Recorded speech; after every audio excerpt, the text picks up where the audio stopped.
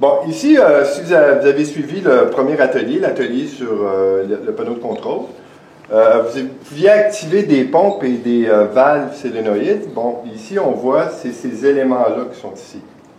Donc, si là, vous avez cette valve solénoïde-là qui contrôle, qui en réalité isole le réservoir TK703 du réacteur.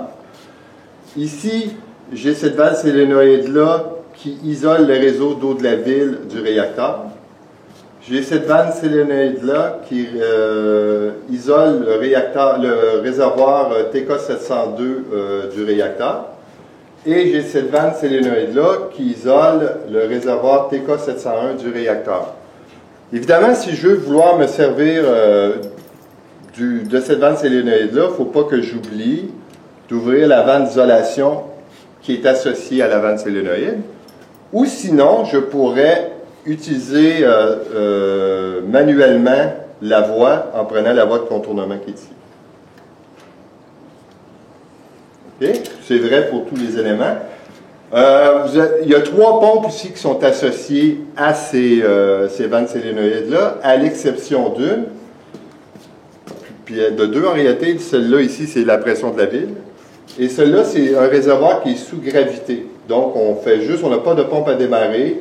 Si j'ouvre cette vanne-là, que je ne le ferai pas, là, parce qu'on a du savon dans le réservoir qui est associé à cette vanne-là, bien, immédiatement en l'ouvrant, je remplis le réacteur avec du savon, ou je peux utiliser la vanne solénoïde.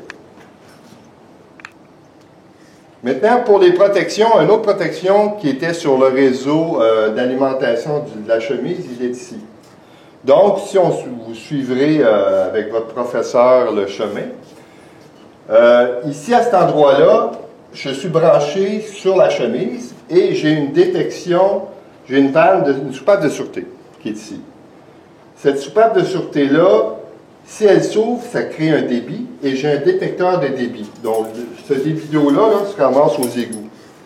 Immédiatement, quand il y a une détection de débit, toutes les pompes du laboratoire vont s'éteindre. Des pompes qui sont associées à la chemise, évidemment, là, il y en a 2.